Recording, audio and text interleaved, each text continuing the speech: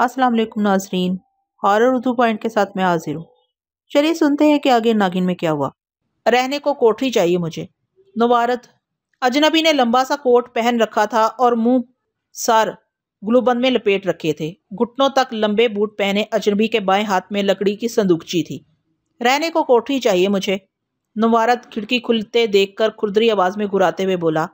तो धर्मशाद जो इस पुरहैबत तारीकी में दरवाजा खोलने का रवादार न था, ने बुरा सा मुंह बनाते हुए कहा, सुबह आना, इस वक्त कोई कोठरी खाली नहीं है, कहकर खटाक से खिड़की का पट बंद कर दिया।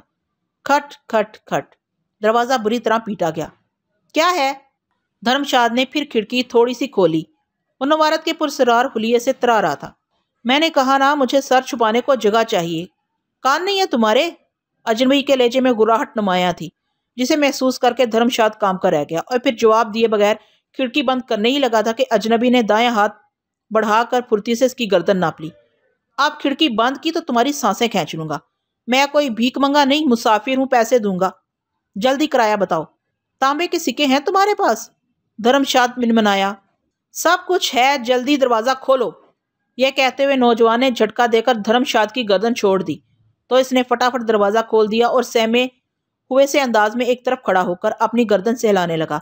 नौजवान अपनी सुर्ख आंखें इस पर जमाते हुए ड्योरी में आ गया। मूसलाधार बारिश की वजह से इसके कपड़ों से पानी टपक रहा था। ड्योरी में आकर इसने जोर जोर से पांव फर्श पर मारे और जिस्म को खूब झटका दिया ताकि पानी ज्यादा से ज्यादा नुचड़ जाए। कौन है लाला? एक नस्वानी आवाज उभरी और इसके साथ ही एक औरत चादर की बुकल मारे एक हाथ में लालटेन थामे ड्योरी में बरामद हुई। मुसाफिर है चंदन, रात गुजारना चाहता है। तो आने दो ना, पैसे होंगे ना इसके पास। कहता तो है कि हैं। धर्मशाद अचंभे से बोला। पैसे हैं तो आने दो, क्यों रोकते हो? चंदन लालटेन की लो ऊंची करके और अजनबी को गौर से देखते हुए बोली। पैसे दूंगा, पैसे दूंगा, कोई मुफ्त पर नहीं हूं। सख्त सर्दी है और मैं भीगा हुआ भी हूं। जल्दी से मुझे कमरा दो और आतिशदान भी जलाओ और मेरे लिए खाने का बंदोबस्त करो।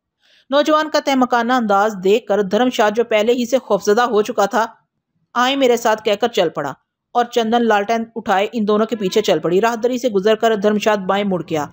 नौजवान बगौर इमारत का जायजा ले रहा था। ये एक पुरानी और बोसीदा सी इमारत थी। लकड़ी के भालों और घास फूस से छत बनी थी, जबकि दीवारें कच्ची पक्की ईंटों से बनी थी। राहदरी के दोनों तरफ कोठरियां थी जो कि मुसाफिरों के लिए थी। आखिरी कोठरी की जंजीर खोलकर धर्मशाद अंदर घुस गया और कोने में पड़ा हुआ मिट्टी का चिराग दिया सलाई से रोशन कर दिया। एक दीवार के साथ चारपाई पड़ी थी जिस पर बिस्तर बिछा था और रजाई तय करके पाइंटी पर रखी थी। चंदन लालटेन एक तरफ रखकर आतिशदान में पहले से मौजूद लकड़ियों पर तेल डालकर इन्हें आग दिखाने लगी। जल्द ही लकड़ियां चटकने लगी। नौजवान ने संदूकची को एक तरफ आहिस्तगी से रख दिया और दोनों हाथ रगड़ते हुए मुड़ा खींचकर आग तापने लगा। इसके कपड़े पानी से शराबूर थे और इनसे टिप टिप पानी अब भी नुचड़ रहा था, लेकिन आतिशदान की आग भड़कने से कमरे में हरारत पैदा होने लगी थी, जिसकी वजह से अजनबी अब कुछ तमानियत महसूस कर रहा था। चंदन चली गई। बाबू, धर्मशाद नौजवान से मुखातिब हुआ, ये इस इलाके की सबसे अच्छी क्यामगाह है। चांदी का एक सिक्का रोजाना किराया है, जबकि खाने वगैरह के लिए तांबे के 3 सिक्के अलग से देना होंगे। निकालो जल्दी से। इसकी बात सुनकर नौजवान ने मुड़कर उसे देखा और घूर कर बोला, जरा जान में जान तो आ लेने दो, मरे क्यों जाते हो?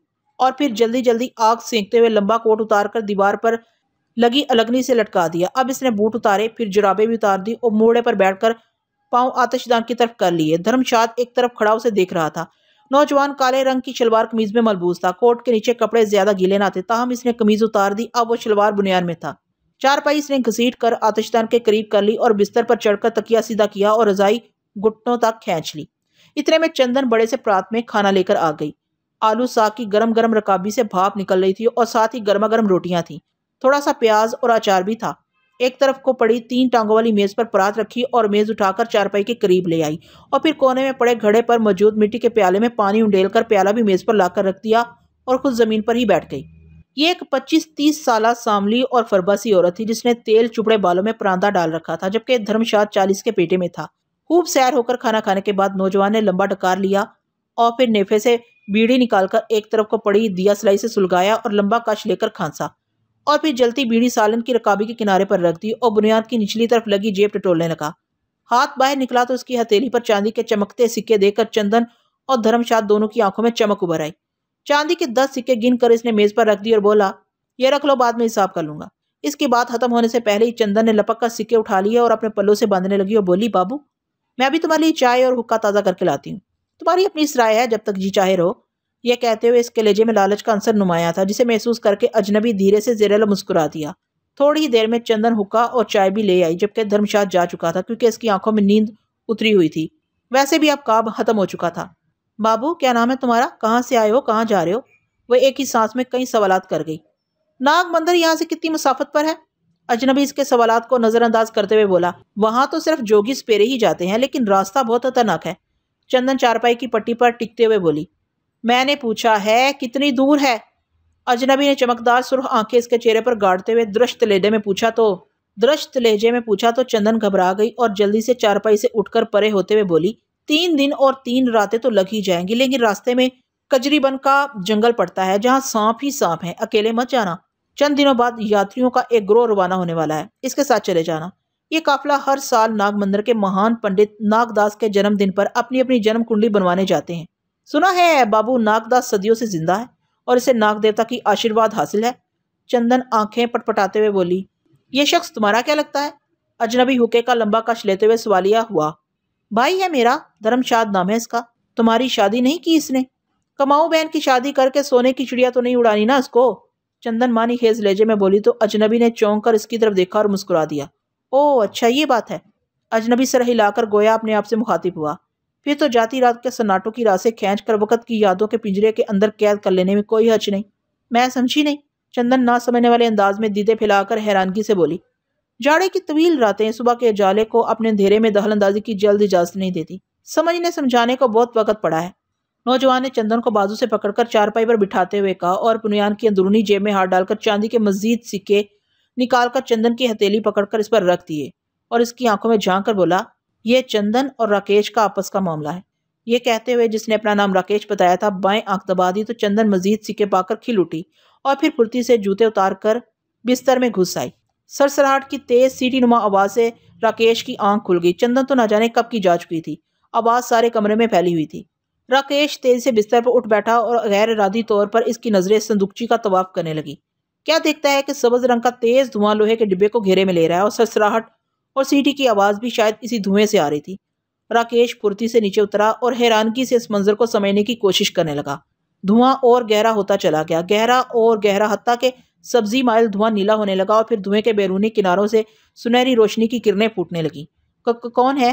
राकेश जैसे दिलेर का दिल भी तेज से धड़कने लगा। चुप रह, अपने काम से मतलब रख।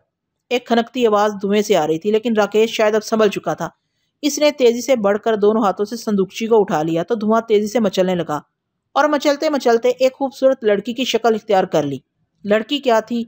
कुदरत की सनाई का शाहकार थी। पतले पतले नक्शो निगार, खूबसूरत शलवार कमीज में मलबूस, जबकि लंबा लेकिन बारीक जालीदार पीले रंग का दुपट्टा गले में डाले हुए, माथे पर सुर्ख मिदिया का बारीक निशान था।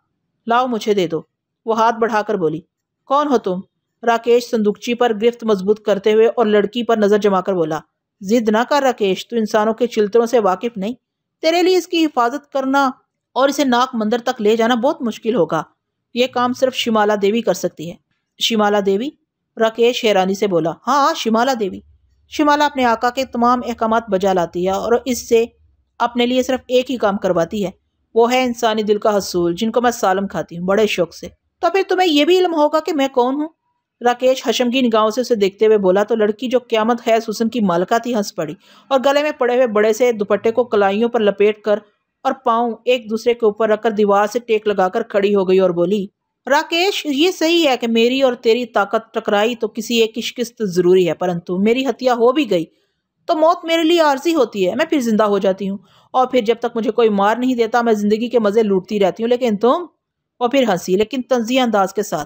तुम 100 साल जीवन के बाद इंसानी शक्ल में तो आ ही गए हो, परंतु हयात तुम्हारे लिए अमर नहीं। मरने के बाद अगर तुम्हें भी नाग देवता के स्थान पर बने हुए गुप्ता के खूनी तालाब में 90 दिन तक ना नहलाया गया तो तेरा नाटक खत्म। ऐसा बेहतर होगा कि झगड़ा ना करो, क्योंकि तुम एक पुरकशिश वजूद रखते हो और पुरकशिश वजूद रखने वाले मर्द शिमाला की कमजोरी है।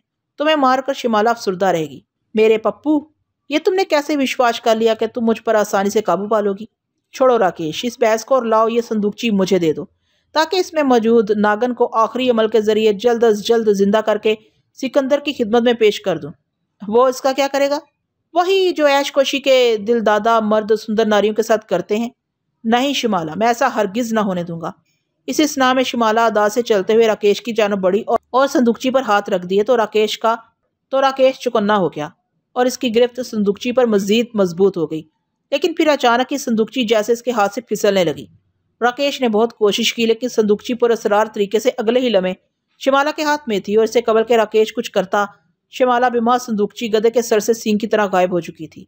ये ठाकुर खांडेराव की हवेली थी जिसके दरो दीवार से अमारत और नफासत टपकती थी। दूर अफ्तादा इलाके में वाक़या रावनगर का खांडेराव गुज़िश्ता 30 साल से बिला शिरकत गैर वडेरा साई था। रावनगर कुछ रेगिस्तान और कुछ नखलिस्तान पर मुश्तमिल थी जिसके गिरदा गिरद लोहे की बाड़ लगाकर हदबंदी की गई थी। जागीर के चारों तरफ मेहराबी दरवाजे ही आमदरफ्त के रास्ते थे। हवेली से दरवाजों तक पक्के रास्ते थे जो सिर्फ हवेली के मकीन या खांडेराव के मेहमान ही इस्तेमाल कर सकते थे। मेहराबी रास्तों पर हर वक्त कड़ा पहरा लगा होता।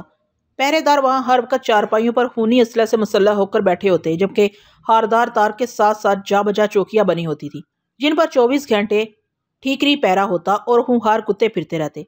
हारदार तारों की हदूद के अंदर वाक़या तमाम जागीर जो हजारों एकड़ पर मुश्तमिल थी खांडेराव की आबाई मलकियत थी। रावनगर तकरीबन 3000 की आबादी की बस्ती थी।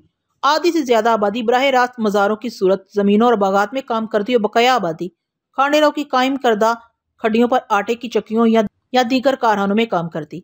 वसी और ईज हवेली का निज़ाम चलाने के लिए भी खांडेराव ने मुलाजमीन की फौज जफर रखी थी जो कि सब रावनगर के बाशिंदे ही थे। रावनगर में 3 रिहायशी बस्तियां थी। खूबसूरत और साफ सुथरी बस्ती जहां पूजा पाठ के लिए मंदिर भी था। यह ब्राह्मणों के लिए थी। दूसरी बस्ती में खत्री और दीगर ऊंची जात के लोग रिहायश पजीर थे जबकि तीसरी बस्ती जो कि हर किस्म की सहूलियात से आ रही थी शूद्रों और मुसलमानों के लिए थी। ज्यादातर यही लोग खांडेराव का मशके सितम बनते। बस्ती की हदूद में शफाखाना, पक्का रास्ता, पक्का मकान या मदरसा बनाना नाकाबिले मुआफी जुर्म था। वडेरा साई के खिलाफ बोलना या अपनी जमीन खरीदने का तो तस्वर ही ना था। खांडेराव तवील कद काट का ब्राह्मण और मुतसब हिंदू था। गंजे सर पर बड़ी सी चोटी इसका शनाख्ती निशान थी। चेहरे पर बड़ी बड़ी नोकीली मूछें जो हर वक्त तेल से चुपड़ी रहती। होंठों पर हमेशा तंजिया और धीमी हंसी। ये एक जालम और बदतनीयत इंसानुमा वैशी था। अवाम खांडेराव की शक्ल देखते ही कांपना शुरू कर देते। वो हमेशा काले घोड़े पर सवार होकर निकलता और 4-5 मुहाफिज कोड़े और तलवारें हाथ में थामे इसके साथ साथ पैदल दौड़ रहे होते। अवाम की इज्जत पैरों में रोंदना खांडेराव फहर समझता। अवाम इंतहाई गरीब थी। रावनगर में हवेली से बाहर गुर्बत पूरी तरह पंजे गाड़े हुए थी। इंसानियत पिस रही थी। लोगों को 2 वक्त की रोटी के लिए भी खांडेराव के खेतों बगात या कारखानों में पो फटने गरूबे आफ्ताब तक कड़ी मेहनत मुशक्कत करना पड़ती। ऐसे में अगर किसी को अपने बेटे या बेटी की शादी आन पड़ती तो सिवाय वडेरा साई की तरफ देखने के और कोई जरिया न था जबकि वडेरा साई ऐसे हालात में इनको खुलकर मदद देता जो कर्ज की सूरत में होता। वो न सिर्फ शादी के हराजात बर्दाश्त करता बल्कि नए जोड़े को रहने के लिए कच्चा कोठा भी बनाकर दे देता। लेकिन इसके बदले इसकी एक ही शर्त होती, बड़ी भयानक और मकरूह शर्त। शुरू में तो लोगों में झिझक और बगावत थी लेकिन गुर्बत की चक्की में पिसते लोगों के लिए आहिस्ता आहिस्ता ये शर्त रवाज बन गई कि दुल्हन रुखसती के बाद ससुराल जाने से कबल खांडेराव की हवेली तक पहुंचाई जाती और फिर अगले रोज सुबह सवेरे मुंह अंधेरे दुल्हन ससुराल पहुंच जाती। यानी रावनगर की हर दुल्हन बरास्ता खांडेराव ही अपने शोहर के पास पहुंच सकती थी। ताहम इलाके में जो लोग इस शर्त को मानने से इनकारी थे इनकी बेटियां सुरह जोड़े के इंतजार में बैठे बैठे अपने बाल सफेद कर लेती लेकिन इनकी शादी ना हो पाती क्योंकि वडेरा अपनी जमीन पर इन्हें नया कमरा तक तमीर करने की इजाजत ना देता और पैसे इनके पास होते ना थे। अगर होते भी तो जमीन की खरीदो फरोख्त वैसे ही जुर्म था और जमीन सारी खांडेराव की मलकियत थी। रावनगर का तकरीबन हर बासी वडेरे का मकरूज था। यूं कर्ज अदा किए बगैर जागीरदार की हदूद से बाहर ना निकल सकते थे। अंधेर नगरी चौपट राज। रावनगर में गुर्बत, जहालत और बीमारियों ने डेरे डाल रखे थे। उधर हवेली के अंदर अमारत, नफासत, सियासत और ताकत ही ताकत थी।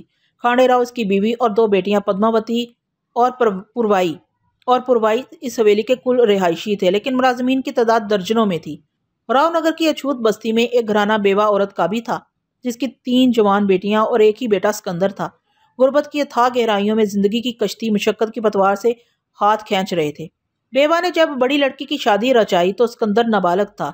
वह हैरान तो हुआ कि इसकी बहन की डोली ससुराल जाने की बजाय जागीरदार खांडेराव की हवेली की तरफ क्यों गई है, लेकिन इसका सबब किसी से न पूछ सका। लेकिन जब दूसरी बहन की शादी हुई तो कड़ियल जवान हो चुका था। अब उसे सारे हालात समझ आ चुके थे। लिहाजा शाम को रुखसती के वक्त हस्बे रवायत डोली हवेली की तरफ जाने लगी तो सिकंदर ने इनकार कर दिया। इसका इनकार खबर बनकर बस्ती के बच्चे की जुबान पर पहुंच गया। थोड़ी देर में अछूत बस्ती थोड़ी ही देर में अछूत बस्ती का कच्चा रास्ता घोड़ों की टापों और हिनहनाट से गूंजने लगा। खांडेराव पूरे लाव लश्कर के साथ नमूदार हुआ और ऐन सिकंदर के घर के सामने इसका काला घोड़ा आकर रुका तो सिकंदर को इसके सामने पेश कर दिया गया। खांडेराव गहरी नजरों से उसे देखते हुए मूंछों पर ताव देने लगा और जेरे लब मुस्कुराहट से बोला, अच्छा तो तू है बागी जो रावनगर में इनकलाब लाना चाहता है। नहीं वडेरा साईं। सिकंदर की मां दौड़ती हुई आई और खांडेराव के घोड़े की रकाब से लिपट कर रोने लगी। मेरे बच्चे को माफ कर दे, ये नासमझ है, ये नासमझ है, मगर हम तो समझदार हैं। अगर आज हमने समझदारी से काम न लिया तो कल कला हमारी नासमझी के चर्चे हर जुबान पर होंगे। खांडेराव की बातें सुनकर सिकंदर ने एक जस्त लगाई और उछलकर दोनों हाथों से खांडेराव की गर्दन नाप ली। लेकिन हिफाजती जत्थे की मौजूदगी से सिकंदर को फौरन काबू कर लिया गया। उसके साथ ही खांडेराव के नमकवारों ने सिकंदर का घर मसमार कर दिया। इसकी माँ और बहनों के वावेले और चीहो पुकार किसी काम न आ सकी। थोड़ी देर में दुल्हन और माँ समेत सारी बहनों और सिकंदर को गिरफ्तार करके खांडेराव की हवेली पहुंचा दिया गया। इस रात भर हवेली के मर्दान खाने में जश्न बपा रहा। सिकंदर की बहनों की इज्जतें तार तार कर दी गईं और इस बर्बादी का मंजर सिकंदर को भी दिखाया गया। इसकी मां फरते गम से दम तोड़ गई। अगले दिन सिकंदर की तमाम बहनों को बरहना हालत में पूरी बस्ती में घुमाया और नचाया गया। सिकंदर को भी जंजीरों में जकड़कर मुंह काला करके इनके साथ रखा गया। इस जुल्म को देखकर राव नगर के अवाम थर्रा उठे, लेकिन खांडेराव के आगे सब मजबूर थे। सिकंदर को पाबा जंजीर खांडेराव की निजी जेल में बंद कर दिया गया, जहां जाने वाले का आजाद होना नामुमकिन ही होता। जाती अनाथ की भेंट में वहां दर्जनों बेगुनाह और थे जो कई सालों से वहां थे। इनसे तुलुए आफ्ताब से गुरूबे आफ्ताब तक खेतों में काम लिया जाता और सख्त तशद्दुद का निशाना बनाया जाता। सिकंदर ने कई दफा फरार का सोचा, मगर कड़े पहरे के बायस मुमकिन न हो सका। महाराजा अनंत सिंह की रावनगर आमद थी। सालाना इखराज की नकद और दस्ती वसूली के लिए अनंत सिंह की हर साल पूरे एजाज के साथ आमदन होती थी। खांडेराव महाराजा और इसके अमले की खिदमत में कोई कमी न रहने देता। आमद से एक हफ्ता कबल ही तैयारियां होने लगी। नालियों और गलियों की रोजाना सफाई होने लगी। जागीर के हर मकान पर खांडेराव के जाती खर्च से सफेदी कराई गई। गली कूचों में सुबह शाम चूने का छिड़काव होने लगा। बच्चों को रंग बिरंगी झंडियां देकर रोजाना इस्तकबाल करने की मशक कराई जाती। हर मशक के बाद लड्डू और जलेबियां बच्चों में तकसीम होने लगी। हवेली के सामने खुले मैदान में महाराजा और दूसरे मेहमानों के लिए सिक्के, खीमों और शामियानों के अंदर और बाहर अरक मिले पानी का छिड़काव करते, जिससे धीमी धीमी खुशबू जहार सू फैल जाती। महाराजा और इसके मुसाहिबीन के खाने के वास्ते सुअर के गोश्त, पीने के लिए आला वलायती शराब और दिल बहलाने के लिए मारूफ नाचने वालों का बंदोबस्त भी हो चुका था। वक्त मुकर्ररा पर महाराजा की सवारी रावनगर की दहलीज पर आ पहुंची। खांडेराव हवारियों के साथ अपनी मेहराबी सरहद पर इनके स्वागत को पहुंच गया। महाराजा और इसकी बेटी सुमन घोड़ा गाड़ी पर सवार थे। सफेद बालों वाला भारी भरकम महाराजा बड़े करोफर के साथ बैठा था और इसके सुनहरी बालों और सांवली रंगत वाली रानी एकता नारंगी साड़ी में मरबूस थी। मजीद घोड़ा गाड़ियों में लश्कर के अराकान थे। आम मेहमानों को शामियानों और कनातों के हेमों में ठहरा दिया गया, जबकि महाराजा और दीगर उमरा को मर्दान खाने के खूबसूरत कमरे दे दिए गए। सारी रात जश्न बपा रहा। सुअर के गोश्त के कबाब और शराब का दौर चलने लगा। महाराजा उसके हवारियों के लिए जागीर की खूबसूरत जवानियां अय्याशी के लिए पेश कर दी गई। रात के आखिर पहर हंगामा खेजी थमी तो फिर दिन चढ़े तक सब सोते रहे। अगली दोपहर को फिर रौनकें शुरू हो गई। बड़े बड़े सुअरों की खालें खुले मैदान में उतरने लगी और इनके गलीज गोश्त के कबाब बनने शुरू हो गए।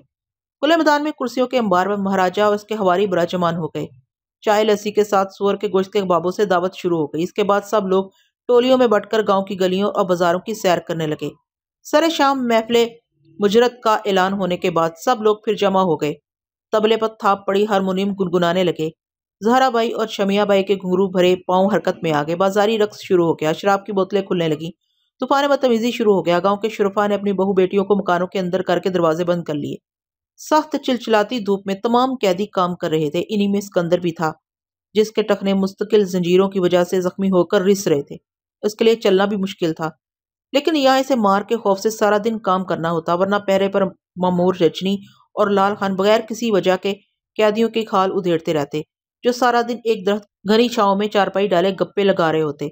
सारे दिन में पानी के दो और खाने का एक वक्फा होता। वो इस वक्त खांडेराव के खेतों में बनी एक पुरानी हस्ता सी 5 कोनी इमारत को दूसरे मजदूरों के हमरा गिरा रहा था। न जाने कब से बनी थी, जिसे खांडेराव ने अब गिराने का हुक्म दिया था। फावड़ा मुसलसल चलाया जा रहा था कि अचानक हल्की सी छन की आवाज इसकी समाज से टकराई तो वह चौंका, और फिर फावड़ा चलाया तो फिर छन की आवाज आई, जैसे फावड़ा लोहे से टकराया हो। वो हाथ से मिट्टी हटाने लगा और साथ ही कनखियों से पहरेदारों को भी देखने लगा। जल्द ही उसे पता चला कि एक लोहे की छोटी सी डिबिया थी। जो वो मुश्किल 6 इंच लंबी और इतनी चौड़ी थी। सिकंदर ने बगैर सोचे समझे उसे उठाकर नेफे में अर्स लिया और काम करने लगा। गरूब आफ्ताब के बाद तमाम मजदूर कैदियों को हाँक कर ले जाया गया। ये सब तादाद में तकरीबन 30 थे। एक मखसूस जगह पर पहुंचकर सब रुके। सबके पांव बेड़ियों से जकड़े हुए थे, जिनमें घुंघरू बंधे थे, ताकि दूर से ही पता चल जाए कि ये जागीरदार के जाती कैदी हैं। सब मजदूर कैदियों को कितार में बिठा दिया गया। 2 आदमी एक तरफ से रोटियां तकसीम करने लगे। हर कैदी के आगे तहकीर से रोटी वो फेंकते और दूसरा आदमी लकड़ी की डोई से शोरबानुमा दाल रोटियों के ऊपर फेंकने के अंदाज में डालता जाता।